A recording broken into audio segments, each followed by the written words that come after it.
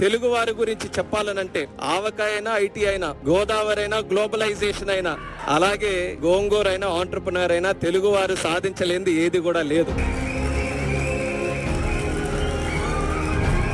ప్రపంచంలో ఎక్కడికి వెళ్ళినా సరే తెలుగువారు, భారతీయులు ఎలాగో కనబడతారో ఆ భారతీయుల్లో ఖచ్చితంగా తెలుగువారు ఉంటారు. ఎందుకనంటే వాళ్ళందరికీ కూడా కలుపుకొని వెళ్ళేటటువంటి తత్వం ఉంది, కష్టపడే తత్వం ఉంది, లాయల్టీ ఒకటి ఉంటుంది, అలాగే ఇన్నోవేటివ్నెస్, ఆంటర్ప్రినోరియల్ స్కిల్స్ అన్ని కూడా ఉంటాయి. కాబట్టి ఎక్కడ ఏ ఛాలెంజ్ వచ్చినా సరే ఆ ఛాలెంజ్ ని వెతుక్కుంటూ అది ఒక అవకాశంగా మార్చుకొని ముందుకు వచ్చేటటువంటిది మన తెలుగు కమ్యూనిటీ. సుమారు 93% స్ట్రైక్ రేట్ తో ఒక రాష్ట్ర ప్రభుత్వం వచ్చిందనంటే అది ఫస్ట్ ఆఫ్ ఇట్స్ కైండ్ మన ఆంధ్రప్రదేశ్ రాష్ట్రంలో వచ్చింది.